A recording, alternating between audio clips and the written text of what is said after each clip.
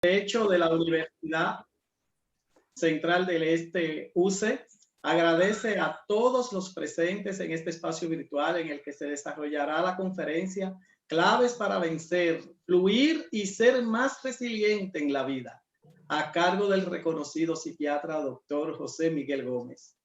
Agradecemos de manera muy especial a la Fundación Vida Sin Violencia, dignamente dirigida por la prestante dama Yanira Fonder de Hernández, que cumpliendo con los objetivos de la fundación, dentro de los cuales se encuentra ofrecer información de orientación, prevención e investigación sobre la violencia para que la ciudadanía adquiera más conocimiento y desarrolle actitudes de defensa y cooperación mediante charlas y talleres.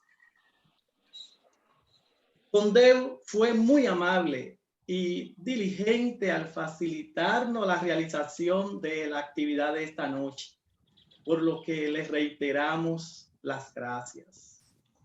Entendemos que la salud mental es indispensable para alcanzar el éxito de manera transversal a todo el quehacer de la persona física. En ese sentido, la Escuela de Derecho percibe la formación jurídica con sanidad mental, siendo esta última la bujía que enciende el comportamiento individual, familiar y social idóneo para el triunfo profesional. Siguiendo con este propósito, se le ha invitado a la conferencia de esta noche, esperando que la disfruten. Paso el micrófono virtual a la presidenta Yanira Fondeur de Hernández. Muchas gracias. Gracias, muy buenas tardes tengan todos y todas, estudiantes y docentes de la Universidad Central del Este, de la carrera de Derecho. Gracias, doctor Simeón, por la oportunidad que nos brinda a la Fundación Vida Sin Violencia, que desde el año 2009 estamos fomentando en la cultura de paz en nuestro país. Y es una gran oportunidad de estar con ustedes en medio de esta crisis sanitaria que nos mantiene con muchas emociones. Y desde nuestra entidad siempre abogamos porque todo tipo de conflicto pueda solucionarse de manera pacífica. Rechazando la violencia a nivel familiar, laboral y social. Y hoy contamos con el gran honor de tener un colaborador nuestro que es un reconocido psiquiatra, escritor, columnista, conferencista nacional e internacional, como el doctor José Miguel Gómez. Es autor de 16 libros de autoayuda y es un profesional que está innovando tanto y aportando tanto a nuestra nación que sus últimos 2 libros lo puso a circular en plena pandemia a través de la plataforma de Zoom. Y son Más vale prevenir que remediar y claves para enfrentar la adversidad. El doctor, bueno, estos libros de autoayuda son herramientas para que nosotros aprendamos a manejar los conflictos de una manera positiva y entendiendo cuáles son esas emociones que nos limitan y que afectan nuestra salud mental y que nos impiden tener esa calidad de vida que merecemos como personas, como profesionales. El doctor es un ser de luz, así que presten muchísima atención porque tiene un gran carisma, una gran inteligencia, un don para comunicar y grandes vivencias en todo lo que ha sido su valiosa trayectoria profesional. Así que cedo las palabras, sin más preámbulo, al doctor José Miguel Gómez. Gracias, mi querida amiga Yanira Fonder, presidenta de la Fundación Vida Sin Violencia. Gracias a toda la directiva de esta fundación, que son mis amigos, y le tengo mucho afecto, mucho reconocimiento y una valoración alta de respeto por su tan dedicado trabajo. Y gracias a ellos por conectarme y ponerme en contacto con la universidad. una universidad que hace un tiempo que yo vengo asistiendo. He dado conferencias en la universidad, en la escuela de psicología, y tengo grandes amigos y amigas. De manera que me siento en mi casa, porque conozco su alma mater y porque me vinculan y me vinculo con ellos. Así que siéntanse cómodos, vamos a compartir 45 minutos y después vamos a ir a una sección de intercambio de preguntas después de esa palabra de Yanira. De manera que hoy vamos a hablar de un tema de mucho interés, un tema que se socializa mucho dentro de la inteligencia emocional, como es la clave para vencer, fluir y ser más resiliente en la vida. Les voy a enseñar a todos y a todas algunos indicadores de cómo llegar a ser resiliente para vencer, fluir y salir airoso, triunfador después de una o de varias adversidades en la vida. Estamos en medio de una pandemia y yo estoy seguro que todos y todas hemos aprendido algo de esta pandemia. Y la clave es que esta pandemia ha puesto en evidencia qué tan vulnerables somos los seres humanos, no solamente en lo físico, sino que la pandemia también puso en evidencia la vulnerabilidad familiar, la vulnerabilidad en pareja, la vulnerabilidad en el trabajo, en los proyectos de vida.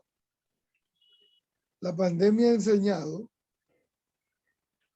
quiénes son las personas más riesgosas y más vulnerables, y también enseñó quiénes son las personas que tienen o cuentan con mayores factores protectores. Eso ha enseñado la pandemia. Por eso la pandemia ha golpeado a todos los países y a todas las personas.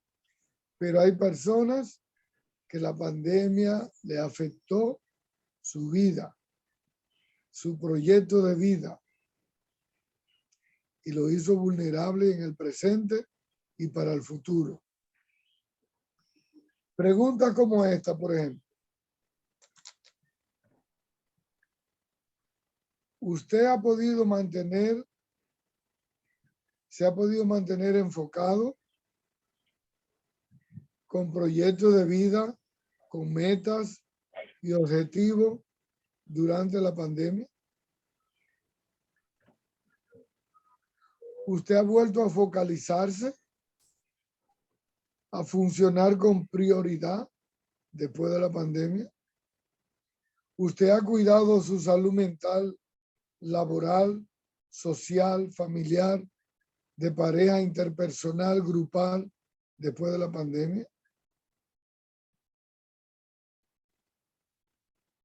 ¿Ha puesto diferentes huevos en diferentes canastas después de la pandemia? ¿Ha hecho innovación? ¿Ha hecho cambios?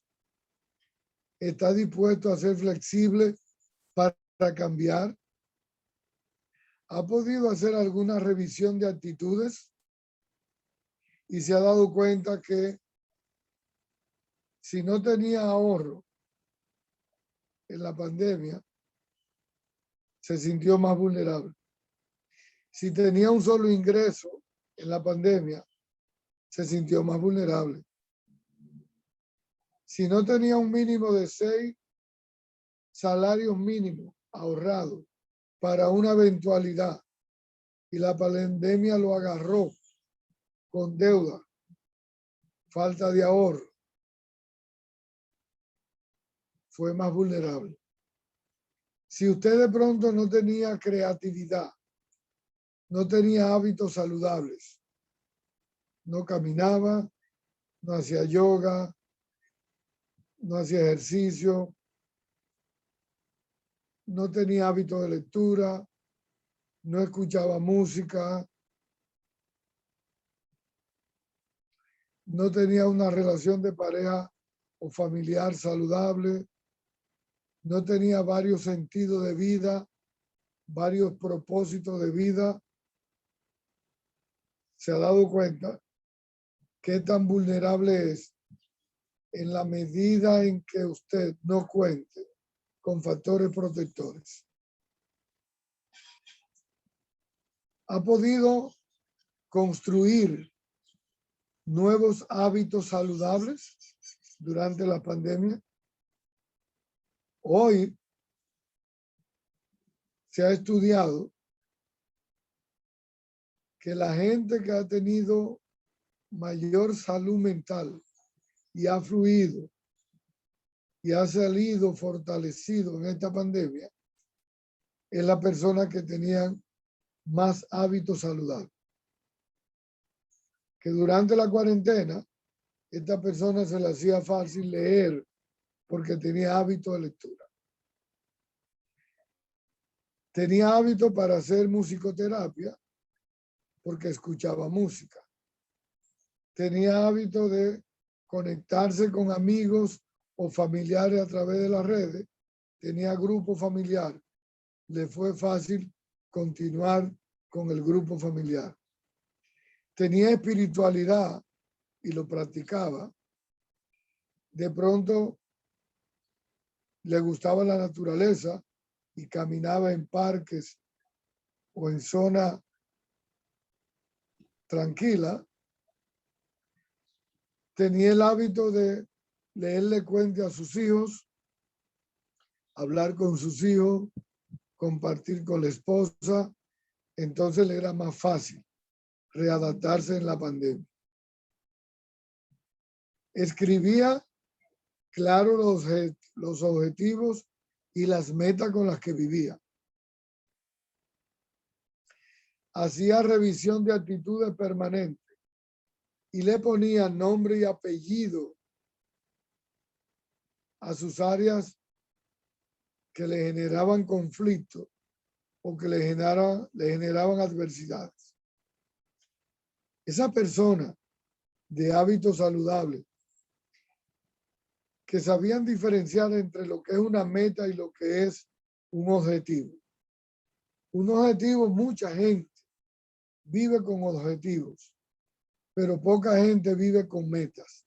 La diferencia es que el que asume una meta tiene tiempo de inicio y tiene tiempo de caducidad. Sabe cuándo lo empiezo y sabe cuándo lo finalizo.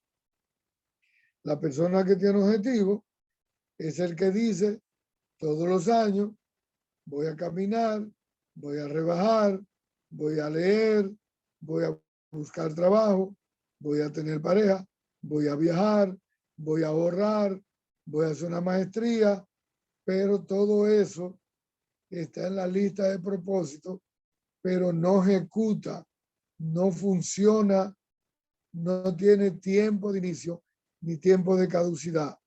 Por eso hay gente con pobres resultados de vida que tiene 2 años, 5 años, 10 años, 20 años paralizado haciendo lo mismo y no ha visto resultados de vida diferentes.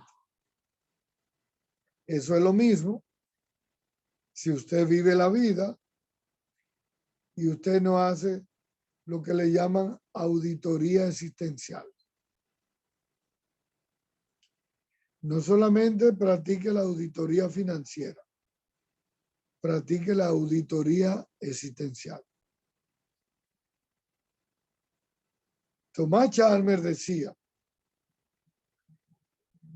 para lograr la felicidad hay que lograr 3 cosas. Alguien a quien amar, algo que hacer y una esperanza. Y la esperanza es la pasión de lo posible. Y lo posible se construye en el día a día.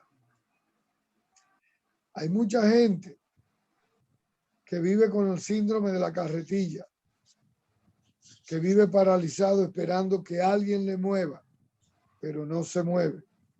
No tiene autoconfianza, no tiene automotivación, no tiene automerecimiento, no tiene una autoestima sana, no compite.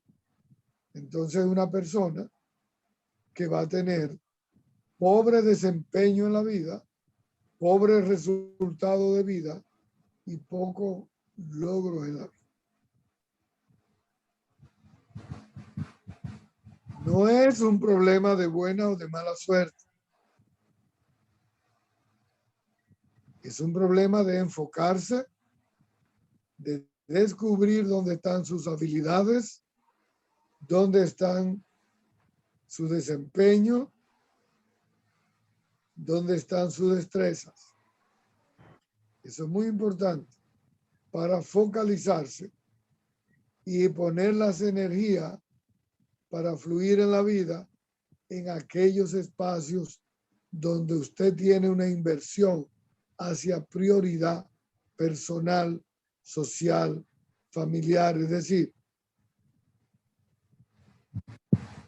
trabajar la vida con las 3 E. Equidad, equilibrio y eficacia. Si usted trabaja con equilibrio, equidad y eficacia, si usted tiene propósito y tiene meta, y usted le aplica eso, los indicadores de las 4 inteligencias, usted va a ver que va a lograr mayor resultado.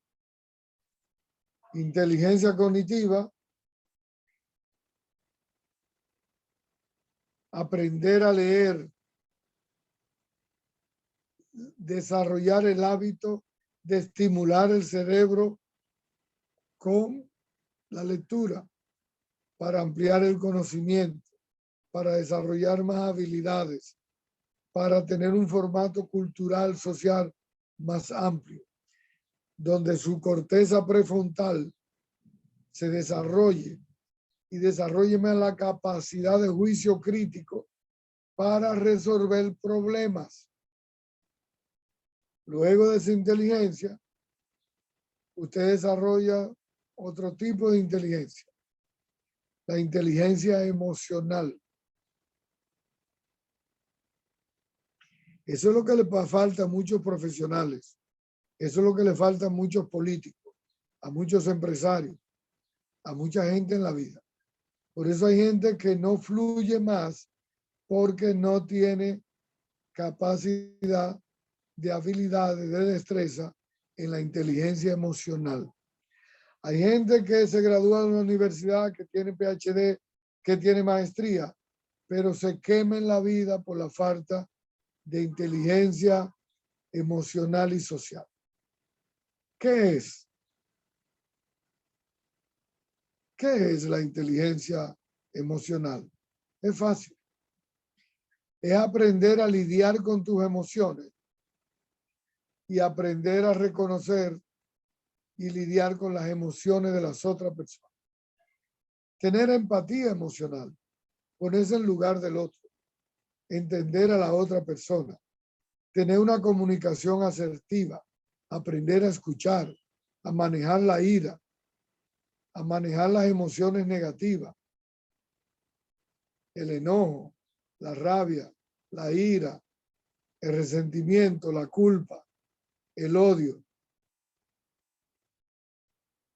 Una persona con inteligencia emocional tiene la capacidad de comunicar de forma inteligente, que es aprender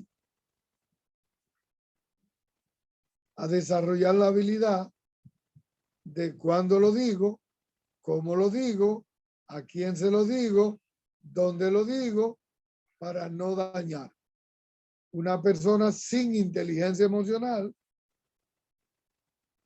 habla en el lugar inadecuado, a la persona inadecuado, en el tono inadecuado y genera un conflicto laboral o de pareja o de familia, o todos los días vive restando y se va quedando solo y no va fluyendo en la vida porque es una persona que genera toxicidad, es una persona que genera conflicto, es una persona que no tiene inteligencia emocional, que no tiene tacto para aprender a discriminar, a medir consecuencias antes de actuar.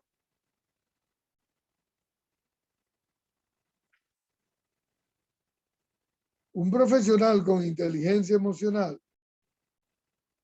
hace la diferencia con el que no tiene inteligencia emocional.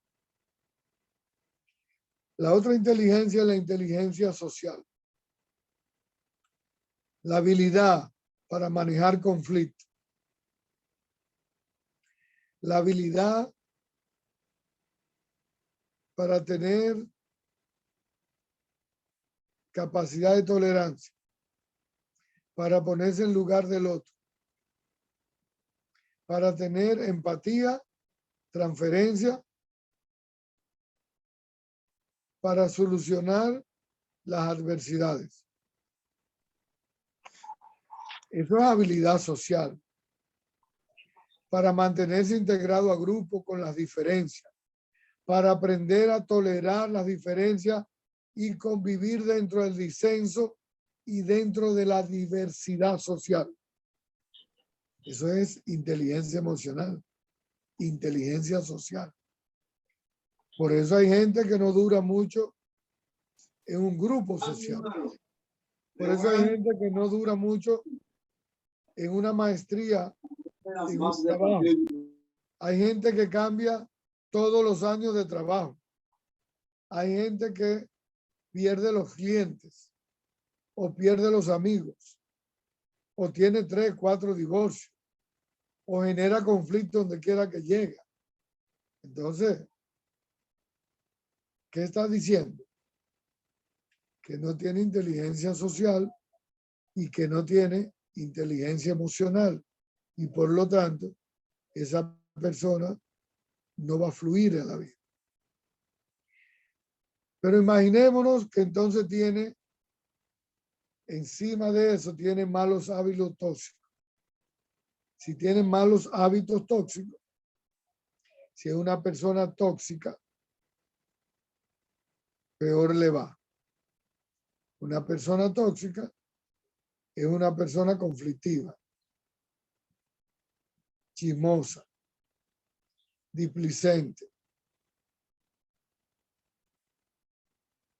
egocentrista, individualista,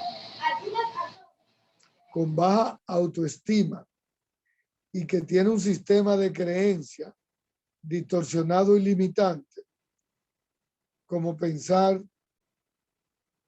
que siempre están contra él o que siempre está personalizando las cosas, generando y personalizándolas de que están contra él. Y esa persona va perdiendo las habilidades para manejar las adversidades. Para fluir en la vida, inteligencia cognitiva, emocional, social y ahora la última inteligencia. Desarrolle inteligencia espiritual. No tiene nada que ver con religión. La inteligencia espiritual es una persona que alcanza sentido de vida, sentido de trascendencia. Es una persona que tiene sentido de utilidad, que en medio de la adversidad, en medio de la tempestad, cuando el barco se quiere hundir, el último que se tira del barco es el capitán. Porque es una persona que en medio de una dificultad cree en él, se plantea soluciones, educa a su cerebro para plantear soluciones de plan A, plan B, plan C, y no boicotearse, Va a tener que no llegar a un venir. conflicto en medio de una crisis. La inteligencia espiritual es tener fe. La inteligencia espiritual es creer, tener automerecimiento, autoconfianza. Es creer en usted cuando otros no creen en usted. Es tener la habilidad y la destreza para buscar una solución cuando otros no tienen solución. Entonces, la persona que tiene inteligencia espiritual es una persona que es difícil quebrarle el espíritu, porque en cualquier situación esa persona genera, crea, fomenta, practica, ejecuta algún plan de solución dentro de una situación de adversidad. Fíjense que en esta pandemia, que los psiquiatras hoy en día tenemos muchos pacientes y los psicólogos, ha aumentado mucho la depresión, los ataques de pánico, los trastornos de ansiedad, los insomnios, el abuso de alcohol, el abuso de droga, el abuso de medicamentos, las ideas y los intentos de suicidio, los conflictos de pareja, los conflictos de familia. Bueno, muchas personas no saben dentro de la crisis qué hacer cuando otros saben qué hacer. Muchas de las personas han entrado en agotamiento emocional. Muchas personas se han despersonalizado, se han desenfocado, han perdido las prioridades. Y me duele decir, hay gente que ha desarrollado el síndrome de burnout, el síndrome del profesional quemado, el síndrome de la persona agotada emocionalmente, que ya no tiene recursos, que ya no tiene creatividad, que ya no tiene meta, que ha perdido el foco en la vida, que ha perdido las prioridades en la vida. Cuando una persona llega a esos niveles, entonces entra en dos cosas peligrosas que el filósofo y el sociólogo Suleiman hablaba. El síndrome de la desesperanza aprendida y la desmoralización con desesperanza. Cuando un ser humano, como estudiante, como profesional, como trabajador, entra en esos síndromes de agotamiento emocional, de síndrome de burnout, es un profesional, un ser humano quemado, tóxico, que no genera, que no articula, que no tiene inteligencia artificial, que no puede innovar, que no tiene emprendurismo, que no es capaz de reaprender, de funcionar con un nuevo cerebro cargado de neurotransmisores nuevos, producto de un cerebro que lo estimula permanentemente, o con el ejercicio, con los hábitos de lectura, con los encuentros, con los estudios. Eso es la importancia. Termino contándole algo. Yanira me dijo que le hablara mucho del concepto de cómo terminar, cómo llegar a ser resiliente. Hace unos años, en la década de los 90, se empezó a hablar de resiliencia social, de personas resilientes, que es un vocablo que viene de la ingeniería. Resiliencia, algo duro, algo difícil de quebrar, algo difícil de romper. y se combinó en psicología con el concepto de personas que vivían en riesgo. Un riesgo es la probabilidad que usted tiene de padecer un daño. Un daño que puede ser en lo físico, en lo psicológico, en lo emocional, en lo social, en lo existencial. Y una vulnerabilidad que es aquella persona que es 2 veces más fácil entrar en un riesgo porque tiene mayor vulnerabilidad o biológica o psicológica o social. Entonces se estudió que hay personas que vienen de adversidades. Uno conoce de personas que vienen de pobreza extrema. Uno conoce de personas que vienen de abandono, de trauma, de situaciones. Mujeres que han sido víctimas de maltrato emocional. Mujeres que han sido abusadas sexualmente. Hombres que han sido abandonados y castigados, maltratados.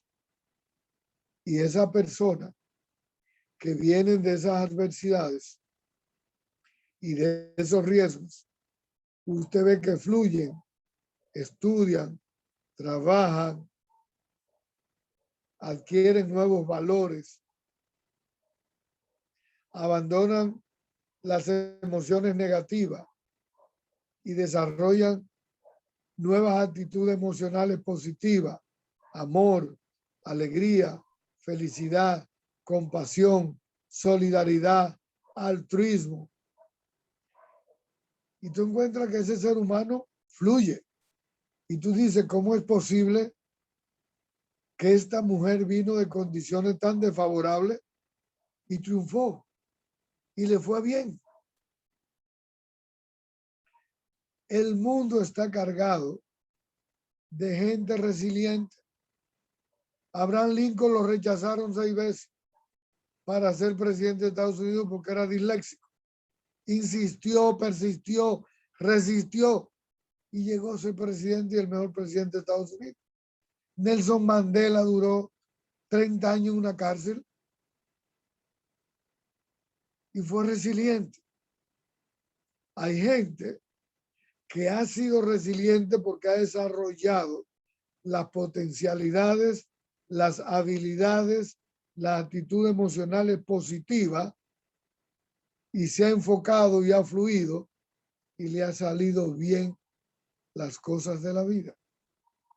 Eso es ser resiliente, manejar las adversidades, vencer las adversidades, competir, luchar y salir más fuerte, más poderoso y ser mejor persona después de un trauma, sea emocional o sea físico o sea psicológico.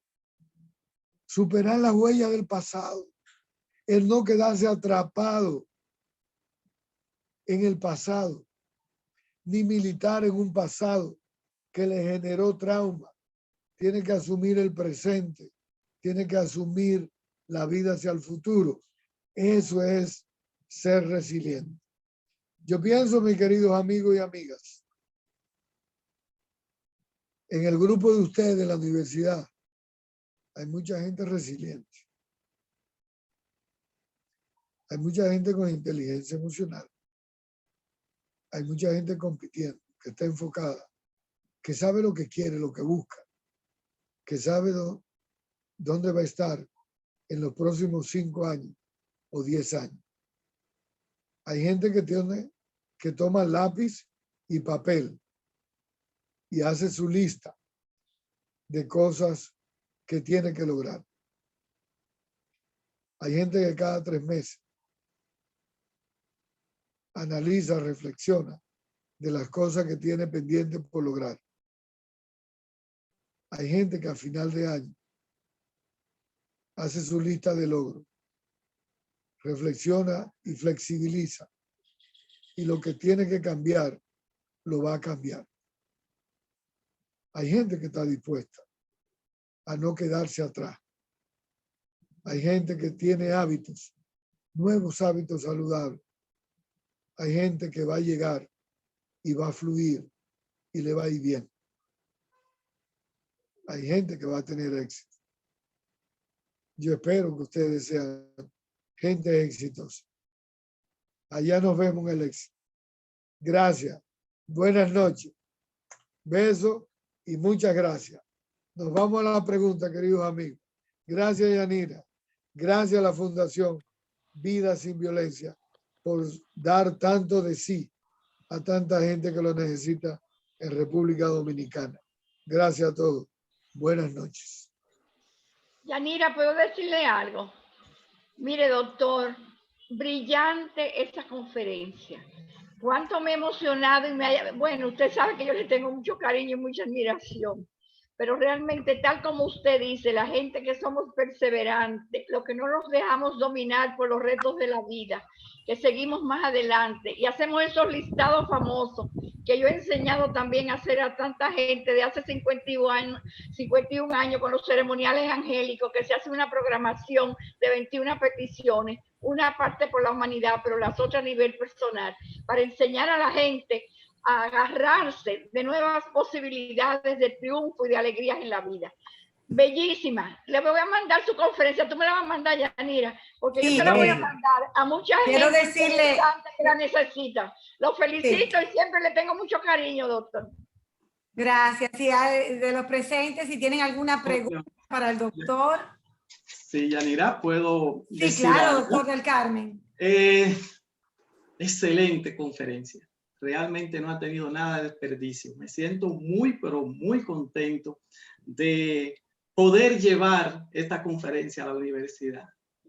Y especialmente que resalto la asistencia aquí en el salón virtual del magistrado José Manuel Méndez Castro, presidente de la Corte Civil del Departamento de San Pedro de Macorís y coordinador de este departamento. Igualmente la asistencia de José Manuel Glass Gutiérrez, presidente de la Corte Penal. También tenemos al Procurador General Rafael Morla Puello y la Procuradora María Vizcaíno. Gracias por acompañarnos. Una pregunta, porque tenemos muchos jóvenes. Entonces así me surge la idea de saber, doctor, si por su experiencia usted diría que la resiliencia frente a la pandemia ha sido mayor de los jóvenes que de los adultos mayores, o igual o viceversa. No sé si usted por su experiencia pudiese decirnos, frente a esta pandemia, ¿cuál ha resultado más resiliente? ¿Si los jóvenes o los adultos mayores? Mira, muy buena pregunta, porque eso llama a una reflexión. Usted sabe que en la pandemia se están haciendo estudios mundiales, psicológicos, lo que le llaman las nuevas patologías sociales, y están buscando los grupos por hectárea que más han podido paliar la pandemia. Y evidentemente que los adultos mayores y las personas adultas en edad productiva han sido los que mayormente se han enfocado en la pandemia, aunque los adultos mayores han tenido más pérdida de vida por los riesgos biológicos y la comorbilidad de enfermedades. Pero lo que se ha visto en toda Latinoamérica es cómo los jóvenes y los adultos tempranos han desafiado los riesgos.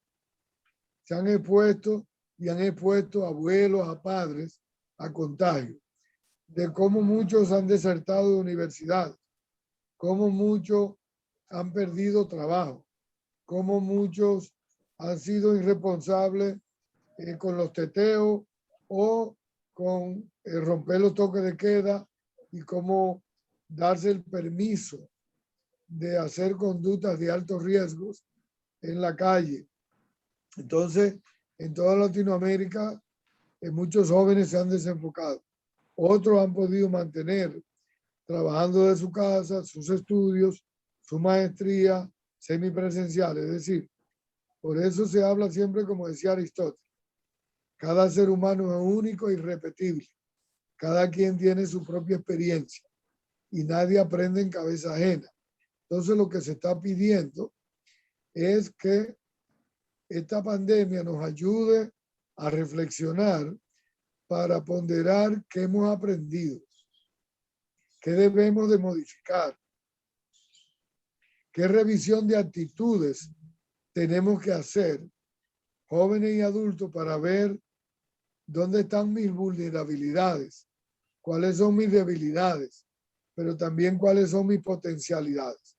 Entonces, el llamado a los jóvenes es volver a las prioridades, volver a enfocarse, vacunarse, usar la mascarilla, el distanciamiento, el lavado de manos, cumplir las medidas sanitarias, proteger a la abuelita, al padre, a la madre. Entonces, eso es cultura de ciudadanía responsable, cultura del trátame bien. Y eso lo hacen las personas que son resilientes. Muchas gracias. ¿Alguna otra pregunta? Vamos a ver. La oportunidad de aprovechar al doctor. Buenas tardes. Buenas tardes. Y buenas tardes. Sí, Iván Echavarría. Un placer y felicitar por esa magistral conferencia. Muy buena e interesante para nosotros en estos tiempos. La situación que vive la humanidad hoy, sobre todo en los países ya desarrollados, donde los niños tienen acceso a la tecnología y hoy la vida es mucho más fácil para los niños que, vamos a decir, nuestros abuelos, nuestros padres, nuestros abuelos. Esas facilidades, antes íbamos al colegio o a la escuela pública caminando. Hoy a una esquina, 2 esquinas nos llevan. Nos acostamos tarde, los niños se acuestan tarde por las facilidades tecnológicas de los juegos. Esto no le causa algunos problemas emocionales a los niños y por ende son mucho más débiles y menos resilientes para afrontar la vida cotidiana. Evidentemente, como usted dice, la sociedad de consumo, la tecnología, la vida light, la vida liviana sin contenido, la búsqueda de la autogratificación inmediata, eso ha hecho daño a la parte emocional, a la parte social y al desarrollo de las habilidades sociales para la vida. Y penosamente uno tiene la consulta, niños y adolescentes ya con adicción al ciberespacio. Así como hay alcohólicos, hay ludópatas, jugadores de casino, hay adictos a marihuana, cocaína, hay niños y adolescentes adictos al ciberespacio, que no pueden, que dedican más de 12, 14 horas a un videojuego en grupo, y el niño no duerme, y en aquella familia irresponsable que dejan que un niño duerma con un celular, con una laptop, y no saben si son las 1, las 2 de la madrugada y el niño está conectado. Y también entran a grupos de minoría, a pornografía, y le va dañando su vida emocional. Los padres, la papá y la mamá responsables, tienen que limitarle la tecnología, fiscalizarla a los niños, hasta qué hora pueden verla, qué están viendo, cómo utilizarla. Eso es importante. La otra parte es cultivar más el desarrollo de las habilidades psicomotriz y competitiva a los niños. El niño que hace deporte de edad temprana, que hace grupo en una escuela,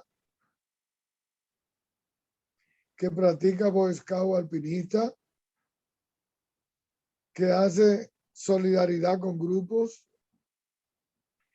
que aprende a nadar, que cuida una mascota, que es responsable, es un niño que cultiva más la afectividad, es un niño más sano.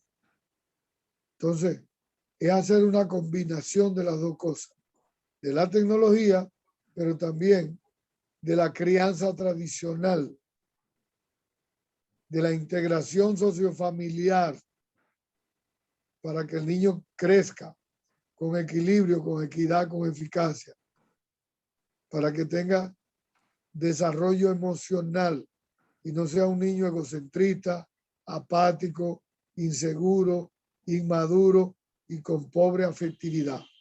Todo eso hay que trabajar por la salud mental de los niños y de las niñas. Gracias. Gracias, doctor. ¿Alguna otra pregunta? Vamos a ver. Sí, tengo la mano levantada. Sí. José Natera, de este lado, distinguido doctor. Adelante. Una conferencia, una charla que uno siempre desaprende para aprender.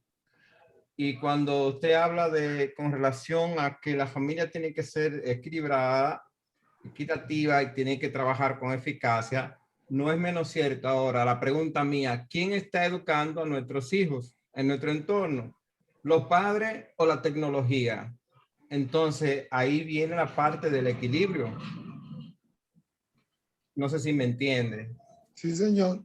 Entonces, acá tenemos nosotros que estar del lado, tenemos que ser resilientes, estar del lado de nuestros niños e indicarle la parte positiva de esa tecnología, que a veces si estamos en casa, estamos trabajando en teletrabajo, pero realmente estamos con ellos. Hay un momento por ejemplo, cuando estamos almorzando, nosotros tenemos prohibido usar celular en el almuerzo. Si estamos juntos, estamos leyendo la palabra de Dios, cero tecnología. Ahora hay que darle su espacio a ellos para uso de la tecnología también, porque no debemos ser egoístas, pienso yo. Gracias. Eso comparto tus reflexiones.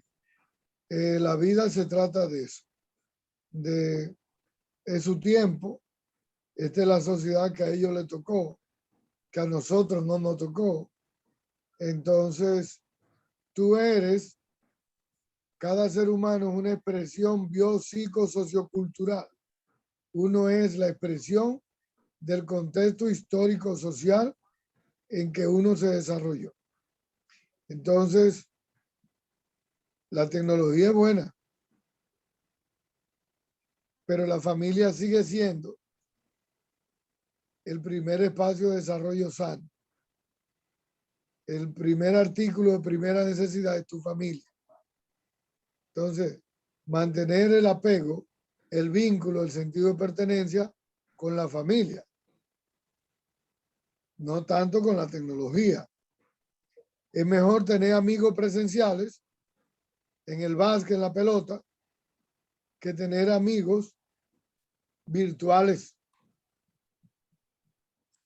Es mejor hacer un deporte y tener una actividad que desarrolla las habilidades psicomotrices que tener un deporte a través de el ciberespacio. Entonces, a los niños hay que enseñarles las dos cosas. Y eso es importante, los valores, la espiritualidad, el estudio, la disciplina dentro de la casa, el beso, el abrazo, el castigo, fiscalizarle la conducta. De ahí es que somos el producto de un desarrollo armónico y con una cultura del trátame bien, de disciplina, donde mañana ellos se sientan orgullosos de su mamá y de su papá. Eso es lo que se quiere.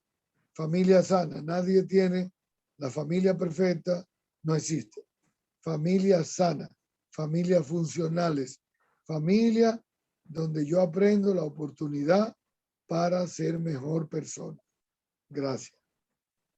Gracias, doctor. ¿Alguna otra pregunta? Bien breve para respetar el tiempo. Vamos a ver quién se anima. ¿Me escuchan? Sí, buenas tardes. Buenas tardes. Yomaira Ramos, estudiante de Derecho. Bien, Yomaira. Tengo una pregunta para el doctor, o más bien si nos puede dar un consejo. Lo escuché hablando del síndrome de Burnout, donde él está hablando sobre el agotamiento emocional. ¿Qué pasa en esos momentos de pandemia, donde las personas estamos prácticamente, por lo menos las que acatamos a las debidas recomendaciones y cosas de las autoridades, que estamos encerrados y en distanciamiento con nuestras familias, que todo lo que vivimos lo vivimos dentro del hogar, y esa forma de resiliencia aún no la alcanzamos? ¿Nos lleva a nosotros a vivir ese síndrome de Burnout, como usted dijo, doctor? Sí, hay mucha gente que se ha quedado trabajando desde su casa, estudiando desde su casa. Ese encerramiento ha producido agotamiento emocional y irritabilidad. Fíjate que hay hogares que han practicado más los castigos y el abuso con los niños, producto de ese encerramiento y de esa irritabilidad y de ese cansancio y el agotamiento emocional. Lo más recomendable es ser creativo dentro de la pandemia. Usted puede hacer ejercicio en su casa. Usted puede bajar de YouTube para aprender a hacer yoga, ¿verdad? Para hacer meditación. Y puede también hacer ejercicio aeróbico. Tiene que aprender a leer. Tiene que ver una película en familia, ¿verdad? Ver los muñequitos junto con el pequeño. Cenar todos juntos. Aprovechar y enseñarlo a orar. Leerle un cuento antes de acostarse. Incorporar a los varoncitos y a la hembra a organizar su habitación. Enseñarle a fregar. Enseñarle a arreglar la cama. Es decir, se puede descubrir que en la pandemia hay cosas que no hacíamos y que no teníamos tanto tiempo, que antes éramos dos parejas de doble ingreso, salían a trabajar y no teníamos tiempo para el encuentro. Ahora vamos a sacar ese tiempo. Entonces, se pueden hacer muchas cosas para mantener el apego, la salud mental, para mejorar la comunicación, la afectividad, para hacer una revisión de actitudes, para hacer una reunión familiar y preguntarle a la niña, al niño, al adolescente, qué quiere que cambie en la casa, qué quiere que cambiemos todo. Eso ayuda, eso es revisión de actitudes y para sacarle el lado bueno a la pandemia. A ver, Esmeralda, Gracias. palabras un momentito. No la veo. Bueno, doctor, 1.000.000 de gracias por todas sus orientaciones de siempre. Me quedo con enfocarnos en nuestras metas, en nuestros objetivos, insistiendo, persistiendo y resistiendo, como dice usted, doctor. Así mismo. Gracias, doctor del Carmen, por la oportunidad que nos brinda a todos y cada uno de los presentes. Sepan que este espacio ha sido grabado gracias a nuestro asesor tecnológico, Miguel Montero, a nuestra asistente Wendy Candelario, a mi compañera doña María Cristina de Farías y a cada uno de los presentes. Va a estar disponible en nuestro canal de YouTube mañana o pasado mañana. Yo estaré proporcionándole el enlace para que puedan volver a escuchar, porque estas intervenciones del doctor José Miguel Gómez siempre son muy valiosas y nos ayudan a mantener calidad de vida en casa, en el trabajo, en los estudios, que al final que eso es lo que queremos, tener bienestar cada uno de nosotros. 1.000 gracias por la asistencia. Gracias, doctor. Gracias a todos en nombre de la Fundación Vida Sin Violencia. Buenas noches. Buenas. Buenas noches a todos. Buenas noches. Buenas noches. Buenas noches. Buenas y santas noches, que lo pasen bien. Una elección maravillosa, que conforte el espíritu verdaderamente. Pero acuérdense, la espiritualidad lo maneja todo. Dios los bendiga. Amén. Buenas noches, a protegernos Amén. todos, cuidarnos. Buenas noches. Buenas noches. Buenas noches. Le felicito. Gracias, doctor del Carmen.